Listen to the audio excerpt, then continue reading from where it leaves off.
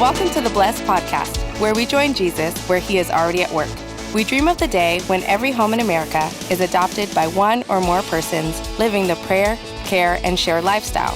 Your host is Gary Kendall, catalyst for Love KC and the National Prayer Mobilizer for BlessEveryHome.com. Gary works with founder Chris Cooper and the team at BlessEveryHome.com to equip you to live on mission where you live, learn, work, and play.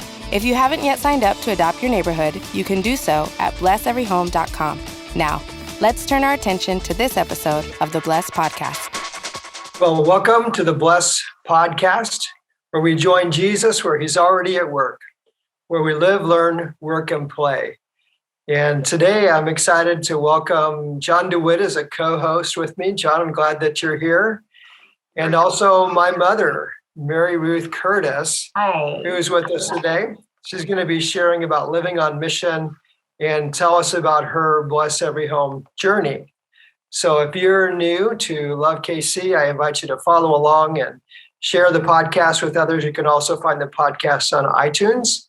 And then you can always find the podcast and the Love KC live prayer on Love KC's Facebook page, Love KC Today. So welcome. I'm excited to have this conversation. Mom, we've actually talked about this for some time. Chris Cooper, who founded Bless Every Home, was so excited about your story. I kept telling him, you would always tell me stories about your neighbors and your friends and how things are going. And he said, Gary, you have got to have your mom on the Bless podcast. So here we are with an assist to Chris Cooper. So I want to ask you a question. We ask this question to virtually everybody we have on the podcast. It's the one we start off with. We're always encouraging people to live a pray, care, share lifestyle, to pray for friends, neighbors, and relatives. So let me ask you the question we always ask. Who was praying for you? Well, I'd have to say that in the beginning, from a very small child, I was blessed to be in a home where my parents prayed for me. And they just always prayed that God would have his way in my life. And we always had family worship. We had the Bible on the table most of the time. And they would start out with maybe a devotional from our church, or reading our daily bread, or Elsie Eggermeyer and the Bible stories that we raised you and Brad on those too. I remember the Eggermeyer storybook. Absolutely. And she still, has that's still in print. I've ordered many of it for other people. And then Sunday school teachers that were so faithful to not give up on us. They put up with such nonsense from all of us, and they were never giving up on us. So I know they were praying for me. And so I give all the credit to them in the beginning. That's great. Well, Ruthie, growing up in that in a Christ-following environment, living on mission, it's nothing new for you, right? Right. I've known you for 16 years, really known you. That long. But let's share with the world. Tell us who Ruthie Curtis is and what you've been up to lately. Well, I'll go back just real quickly to the early years again, because I grew up with this idea in my mind that, people would ask you, what do you want to be when you grow up? You know how we do with children. And I would come back with, I want to be a missionary. I don't know where that came from, if it didn't come from God, but I always wanted to be a missionary. And I suppose if you were going to be a missionary, naturally you'd be going to where? Africa. Everybody went to Africa, didn't they? But fortunately, I did find out that the Great Commission is to take the gospel into the whole world. So I didn't limit it to that. And then, I was married to my first husband, Paul Kendall, Gary's father, whom you knew, John. And we were married for 54 years before he passed away. And together we did go as home missionaries. I mean, it was exciting. We didn't go to Africa, but we went to Alaska. And we went to Alaska from down in southern Texas at McAllen, Texas, where it was often the hottest place in the nation. And then we drove to Alaska and we drove the Alcan Highway. That's what it was called, the Alcan. And we had our two little boys with us, 6 years old and 2 years old. And so we went from the hottest place in the nation to what was often the coldest place in the nation. And we spent 10 years there. It was wonderful.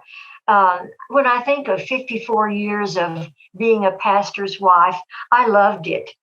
I mean, even with all the bumps that you have along the way, I wouldn't trade those years because working together in ministry and having relationships and friendships that we formed just helped to make me who I am today.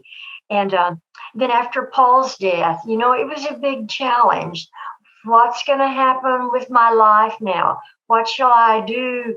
How can I make a difference? And I was blessed to get to be with Kristen Levitt, my granddaughter, and we started attending those conferences that were held at the Colonial Presbyterian Church. The National Christian Foundation sponsored them. And every month, Connie would just come with all these tools and how-to methods and how to live on mission in so many myriad kinds of ways.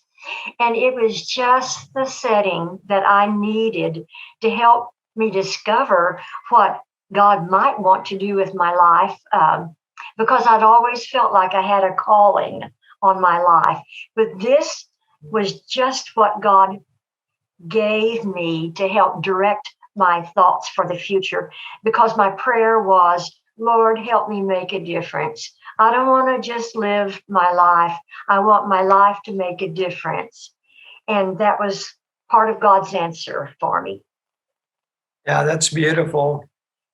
When you're saying, let me make a difference, it's real similar to the kind of thing that we're encouraging people to do at Love KC. We ask people to live their faith with confidence, and then we help them know what to say to their friends to lead their friends to Jesus.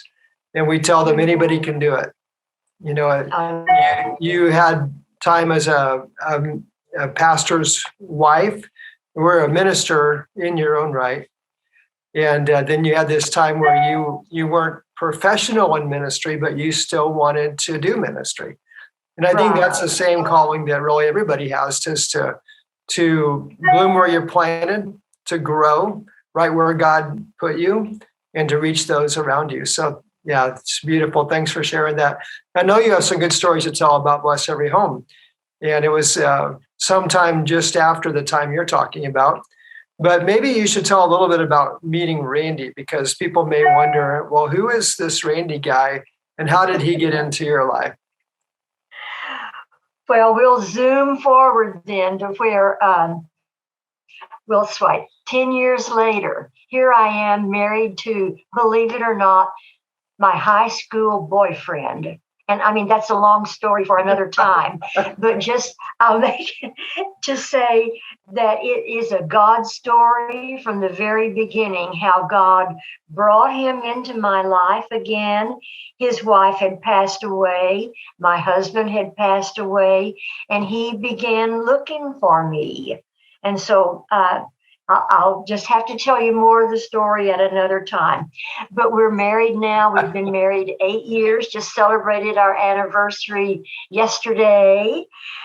And we've moved into a beautiful community here in San Antonio. And so we're surrounded by all these beautiful homes with neighbors very close. And yet we moved in here not knowing anybody. And in this, we've been here 5 years in this community, And it's amazing how close we've grown in this neighborhood.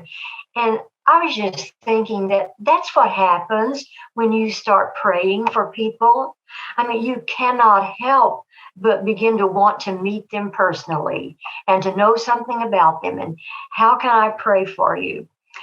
And there have been other lights in this same neighborhood that have come about also since I've been doing it. And so at one time, we had 3 lights praying for this neighborhood. And a real closeness and friendship has developed. And it's just kind of a neighborliness that you don't have everywhere. But that's what is taking shape here. And just one real quick example. We've been praying for them. And when COVID-19 hit in about March of last year, Randy and I wrote a letter to all of the neighbors. You know, we had adopted about 40 of our closest neighbors to pray for them. And I was on the Bless Every Home site. And so we wanted to let them know that we were praying for them. And we said something about that we were doubly motivated to be praying for them in these troubled times and uncharted waters as we faced COVID-19 as a nation. So we asked them to please let us know how we could pray for them or if there was anything that we could do for them at this time. And we listed our information and just left the door open. You know, let's minister to each other during this. You won't believe how the doors opened and other people in the neighborhood started sending out little notes and putting them on doors and saying, we'll go to the store for you, or can we pick up something? We're going to get dinner tonight at such and such a place. Can we get something for you too? I mean, it was amazing. Randy and I had COVID. We were ill in our home for 19 to 20 days. And John, you won't believe this. There was not one day in all of that time that a neighbor or a friend from Bible study or a family member didn't bring us food. We did not have to cook at all. I mean, every day they brought in food. And some of these neighbors were bringing it 2 and 3 times. And they're still, I mean, we are so close, you wouldn't believe it. It's such a neat neighborhood.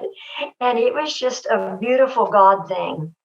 I mean, he just turned things around. We'd been praying for them. How can we help you? And here they were coming to our door with food and groceries and everything, ministering to us, blessing us. That's amazing. You know, for someone who may not be, Mom, you may be sharing this podcast later with some of your friends. If people don't know what a light is a person who agrees to pray for their neighborhood. And you can go to blesseveryhome.com and you can put your address in there. They'll send you a confirmation email. Once you return the email, then you have an account, and that is called a light account, like we're to be the light of the world. And what the person who's a light agrees to do is to live a pray, care, share lifestyle. So you start praying for your neighbors, and Bless Every Home will send you 5 neighbor names a day. And you get that list, and you can begin praying through the list. You can mark that you've prayed for someone, and you can even go to the map and see where they are on the map. It's attached to a Google map. And so you begin to know your neighborhood better. And what I heard you say, Mom, was that some of your neighbors have also become lights. Did you say that? Yes. We had 3 at one time. That's one amazing. of those, Gary, became a light for our neighborhood, but her husband wanted to do that through Bless Every Home with his church, because his whole church is using Bless Every Home for their outreach. So I need to tell Chris Cooper that one. We'll send Yes, Chris we this do. podcast.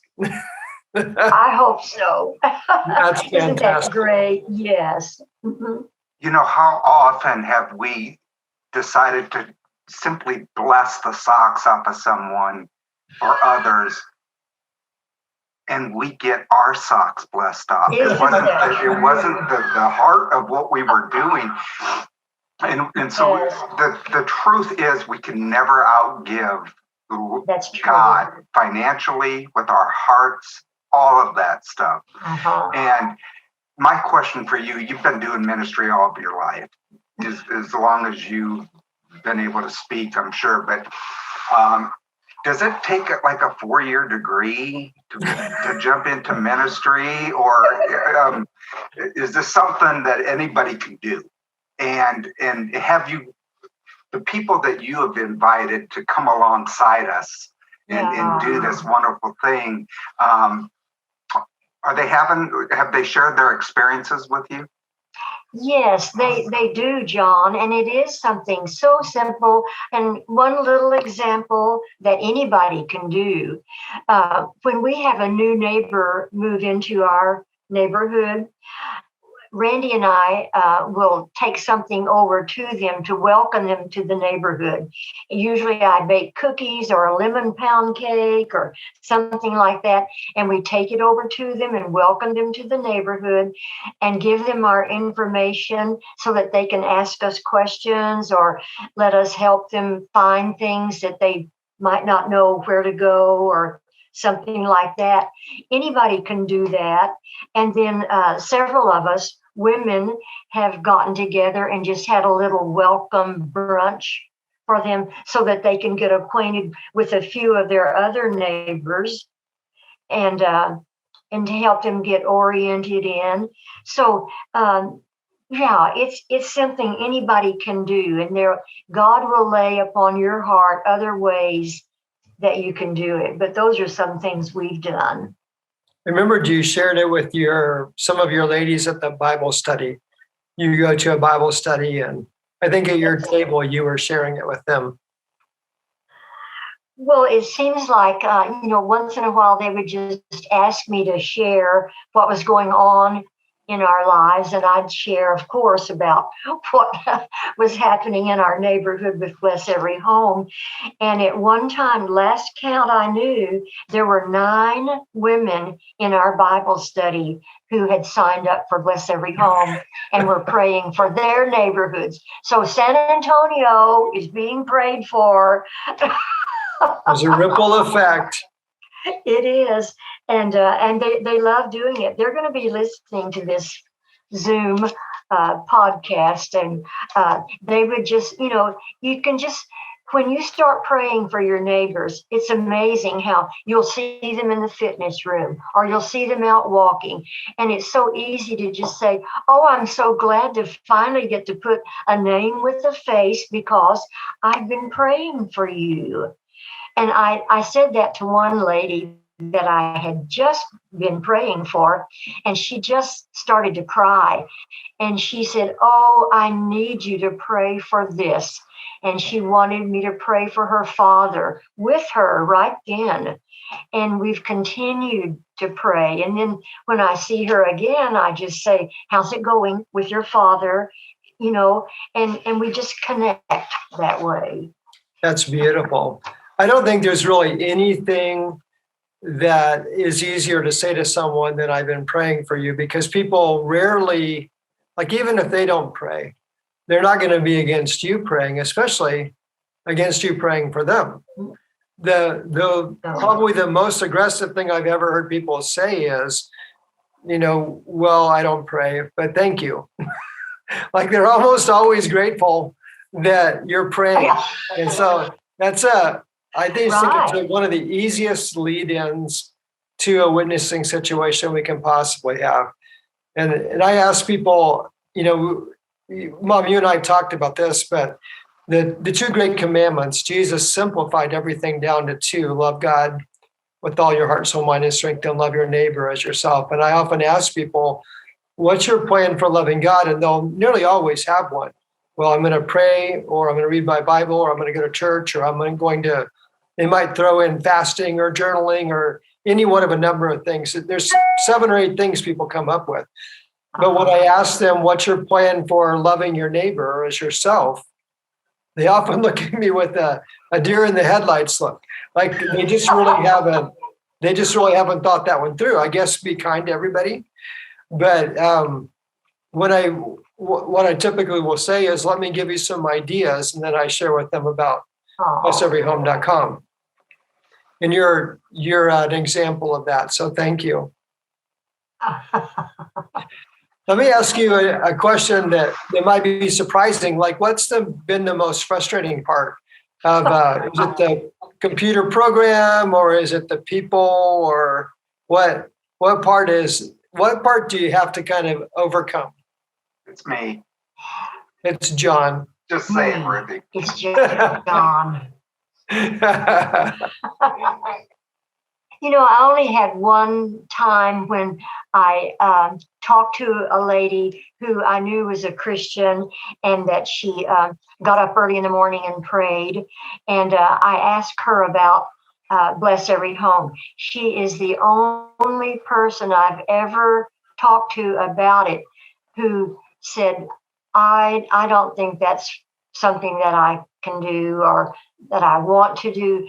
And it was a little bit disappointing, but I decided that I was not going to let the enemy win on this. John, I remember something you used to say all the time, not today, Slick. Remember? Oh, yeah. And yes, but I tried to make her feel like that conversation had never taken place, and to always just act like it hadn't even happened. I didn't want her to feel awkward around me or try to avoid me, certainly. But that's the only thing. I haven't been too frustrated with the technology. Right now I'm experiencing where every time after you click that you have prayed for someone, I have to put in my login. If I'm on my phone, it requires me to put in my login again, or I can't get out of it. Yeah. On the computer, it doesn't. Right, because the reason why is on your phone, it's not what you're using isn't an actual app. It's a representation of an app. So whenever you click on that, it's taking you to the website itself. Oh. So you're on something that acts like an app, but it's really just representing the website and scaling it to work on your phone. But when you click, it takes you to the actual website, which makes you log in. But the good news is there's an app that just came out last week. So you can now go on Google Play, or you can go to Apple iOS, and you can download Bless Every Home. And there's an actual app, and you can do it all from your phone, and it is a real app, and you don't have to log back in all the time. It's very nice because you can set reminders to yourself and have it right on your phone instead of having to go into the computer every time. So I encourage you to do that. Go look that up. So go to the App Store if you're on an iPhone or you're on an PC. I am. And then go to Google Play if you're on an Android, and you'll be able to download the Bless Every Home app. Okay, I'll do that. Thank you so much for saying that. Yeah. Because you led right into it.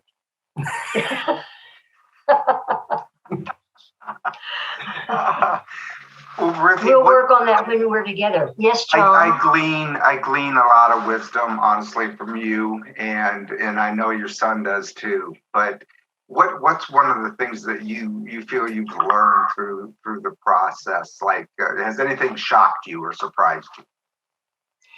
Well, John, maybe not shocked me or surprised me as much as amazes me, just amazes me.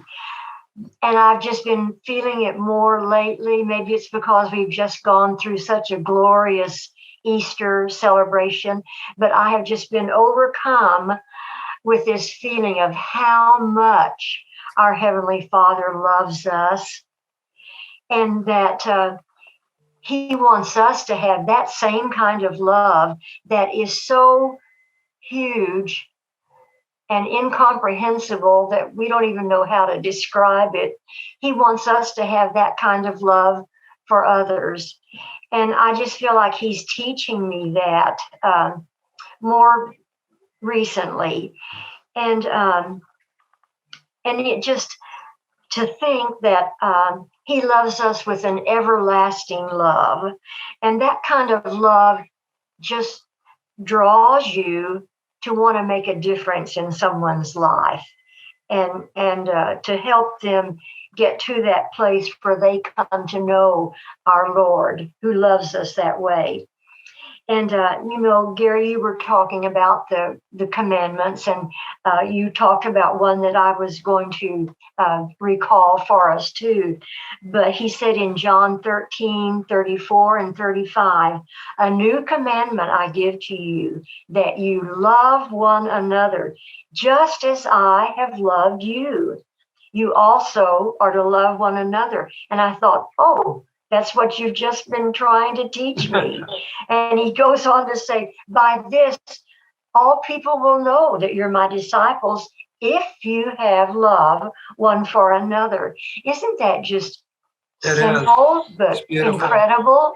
Just beautiful. And, another thing, and here's a shout out again to Chris Cooper. I love how he puts on the Bless Every Home reminder, help to help us get into prayer for our neighbors. Yeah, the prayer prompt. You don't even have to wonder. The prayer prompt is always so on target. And the scriptures are very helpful. I just say, go Chris Cooper. One of these days, I want to meet that man. All right. He would like to meet you, I'm sure. Well, he said one just recently. In fact, it was the 1st of April. It came from Romans 13:10. Love does no harm to a neighbor. Therefore, love is the fulfillment of the law. And I just pray that the Lord will help many more to find this avenue of. Absolutely. When we talk about being a light, we talk about a pray, care, share lifestyle. We've really talked about prayer and care primarily, not as much about share today, but we can. I'll share a story with you that I try to be conscious of just asking the question all the time, God, what do you want me to say? And sometimes I don't feel like he gives me a download for every single person. But not too long ago, I was in an Uber with a guy, and I knew that I had about a 45-minute ride. And this guy was real chatty, talked about a lot of different kinds of things. So I just chatted it up with him. And then I kept asking God, do you want me to share anything? I felt like he did. I kept praying for some kind of an open door, but I never seemed to get one. We're now over halfway through the ride. And we're about 15 minutes from our destination. And I just really did feel like I should share something, but there was really no good way to begin. So I just asked him straight out. I said, do you ever think about spiritual things? And he thought for a moment and he goes, no, not too much. And so I said, well, you talked a lot about hiking. And you talked about your love for the outdoors and nature. And, I just thought, to myself, when I'm out in nature, it's time I feel closest to God. I just wondered if you had any, do you ever think God thoughts? And he goes, well, now that you mention it, I wouldn't call it God. He goes, I usually call it the universe. I said, okay, well, what do you think about the universe? And he goes, well, I think the universe has something to say. I said, okay, well, what is it? And he goes, I don't know. But there's something. I don't think we're here by accident. He said, sometimes I find myself just talking to the universe. And I said, well, that's cool. I think, I think we're all born with an innate desire to, relate to God. That makes sense to me. I said, but it seems like it might be more personal if you could put a name to it than just like something as impersonal as the universe. He goes, yeah, but I don't really believe in Jesus. I'm kind of an agnostic or an atheist. I don't know which.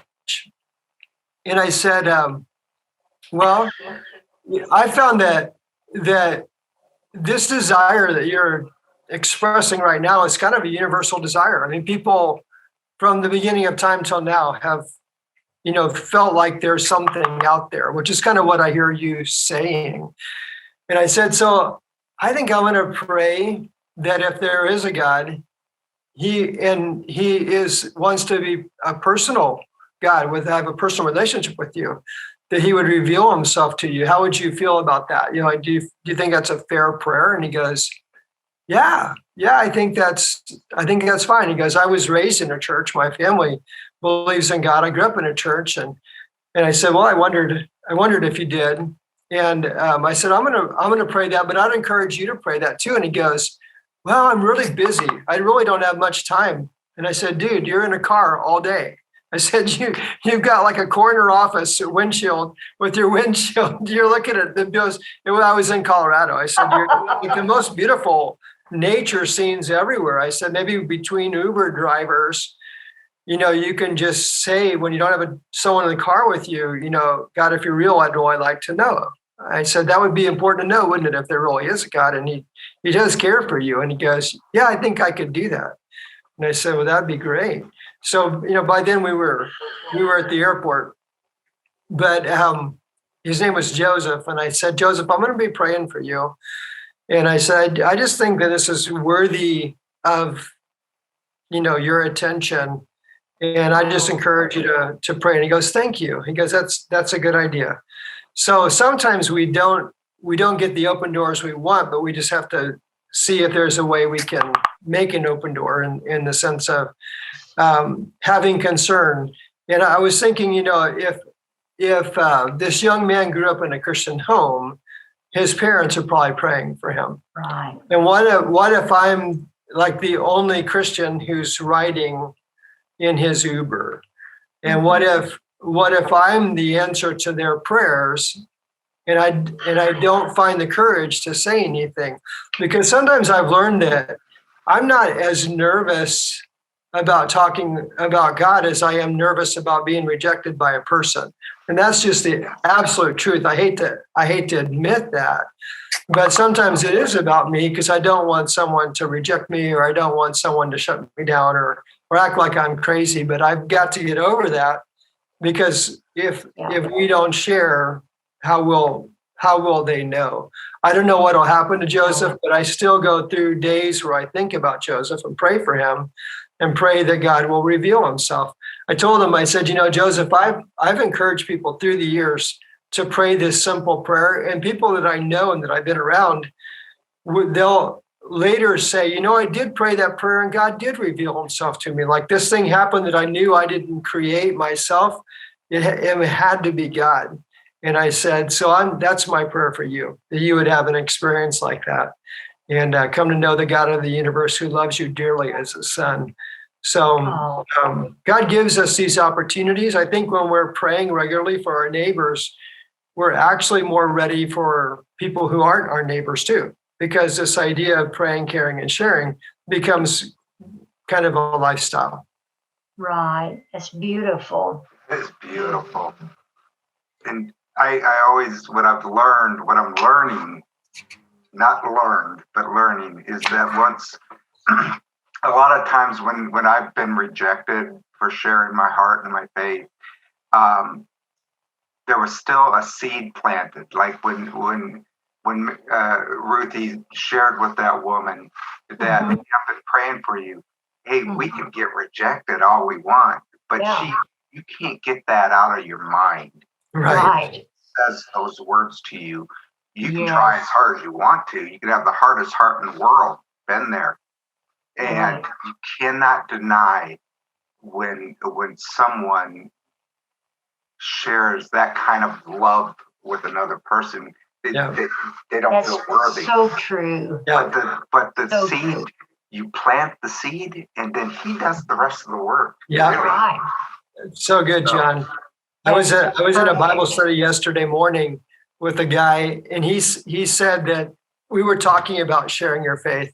And he said that there was a man who came up to him over 20 years ago with a crazy smile on his face. And he kind of said to this guy, what's up with you? And he goes, did you know that Jesus loves you? And he said, I was stunned that someone I didn't even know would walk up to me and tell me that. And he said, besides that, he looked kind of goofy, and he said, he had a silly smile on his face, like he knew something I didn't know. And he said, I thought it was really dumb. And he said, I just kind of wrote it off. And he said, I actually thought to myself, there's no way if this guy really knew me, he would say that, because, how would God love someone like me? And he said, but I look back on that today, I have never, ever forgotten it. He said, right now, I could give you the picture of the guy who said that to me, and I've never, ever forgotten it. So, John, yeah, you're right. Those are God moments, aren't they? Right. And none of us want to be rejected. We want to be loved. Right. But not today, Slick. We'll go for that next rejection in order to plant the seed for you to water and nourish. That's right. That's right. Well, Mom, when you think about your this lifestyle that you've been living, are there ever times that you miss a day in your Bless Every Home journey? Now, Gary, you're talking to your mother, and I don't want you to be disappointed in me. But yes, there have been days that I have. Sometimes, I know times will come when it's unavoidable. But I try not to let the enemy win on those. And I've learned not to delete it just because you missed that day. You just try to go back the next day, even if it's 2 or 3 days later, double up if you have to. I've had to do it many times, but I don't anymore. I don't delete them. I try to make sure those people get prayed for. And it's going to happen, but that doesn't have to be the end of the story. Right. It's good to have that prompt, isn't it? Yes, it is. It comes daily in your email. And here's another thing I do. I'm a good one for setting reminders on my phone. Yeah. So I have a time set now on my phone. And that phone goes off, pray for your neighbors. Yeah. Well, with the app, when you download the app, it's going to give you a chance to set a reminder on your phone so that you can, every day at a certain time, you'll get a reminder to pray. I'm going to do that. Another thing the app does that you'll like is it gives you a chance. You've always had the opportunity to record things you're learning about your Pray, Care, Share journey. There's a little notes section, but this gives you a place where you can actually put their email in if you want to save it, or if you want to put their birthday in. And so maybe their birthday's on, like mine is on the 18th. So maybe on the 18th, there's someone that you pray for, that person who has a birthday on the 18th. Every 18th of the month, you pray for them. And then once a year, you send them a card or something like that. And that's a way that you might remember people who aren't even neighbors. You can, in the list version, you can add friends, relatives, coworkers, anybody to the list version. And then they'll come in your daily 5, just like a neighbor would. So some of the things that people complained about, I wish it wasn't just neighbors. I wish I could keep track of my coworkers, or et cetera. Those things have been addressed in the new version of the app. And actually, if you go back to the software version, they're addressed there too. Right. Well, I'm so glad you said that, Gary, because I do have people on my list that I just say address not shown. Right. Because I have them on there so that I pray for them regularly too. Yeah. And I'm prompted. And school teachers could pray for their class. Yes. Co-workers can pray for everybody in their office. There's more. It's more flexible now, which I think is really good. Mm-hmm. Often tell people I don't really care what method they use as long as they love God and love their neighbor. Methods are going to come and go, but this is the best method that I've found for being real comprehensive in the way it approaches living this Pray, Care, Share lifestyle. It is. Mm-hmm. Well, is there anything you wanted to share with our listeners before we go? Any thoughts or inspiration? Anything that you want to leave them with? Well, I think that scripture that we were talking about, loving our neighbors, loving others, not just our neighbors, but with the love that God has for us. I want to try to zoom in on that better than I have, and make that my prayer, my goal. And I think it will affect the way I feel about what I'm doing. And when you feel that kind of love for a person, you can't help but pray for them. Right. So I think that's what I'd like to take away from this. And this has been so encouraging today and helpful. Fun to talk about what God is doing, isn't it? It is. I love doing it. I feel very privileged that it was shown to me and that I get to do this. It's a privilege. It is. And John, anything you want to add here at the end? I do. As long as I've known you, Ruth, one of the many gifts that you have, baseball season has just started. You know where I'm going with this? Ruth, yes. Kendall Curtis has a rare gift of being able to sing "Take Me Out to the Ball Game" backwards. This is a selfish desire. I haven't heard it for like 5, 6, 7 years. Do you still know it backwards? Yes, I do. Could we share it with the world while we're still together? Is that here? okay, Gary? Absolutely. I'm going to mute so I don't sneeze or anything and ruin it. Okay. Game ball over it out. Your strikes. 3, 2, 1, it's 4. Shame it's win, don't we? If team home. The for root, oh, back get never I if. Care don't I Jack's cracker. And peanuts on me by. Crowd the with out. Me take game ball the 2 out. Me take.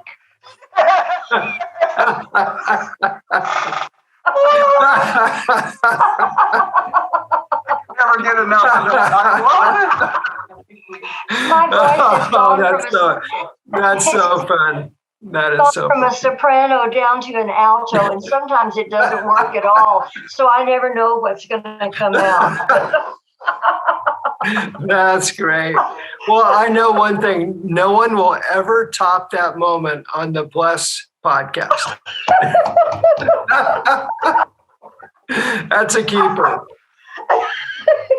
So thank you, Mary Ruth Curtis, my mom. Thank you, Jon DeWitt. Yes. Just love you. I love you. So good to see you, John, and get to be with you this way. Yes, same here. And we're looking forward to your visit, Gary, very soon. Yes, won't be long. So to those of you who are listening to the podcast, I encourage you to like it, subscribe, and share. You can find it on Facebook Live. Love KC Today is where you'll find it. And then on iTunes, you'll find it under the Bless podcast. And so thank you for being a part of it. And let's tell the world what God's done for us. Thanks for joining in today for the Bless podcast. People often ask, what do the letters stand for in Bless? We like to think of Bless as a lifestyle where we begin with prayer. L, listen to God and to others. E, eat together. S, serve. And S, story, sharing your story and the story of Jesus. We not only pray that every home in America will be adopted by a disciple who lives this lifestyle, but also those that do will join their efforts to build missional communities where we live, learn, work, and play. If you haven't yet signed up for blesseveryhome.com, you can go there now. You can find more from host Gary Kendall, including ways to connect outside of this podcast at lovekc.net.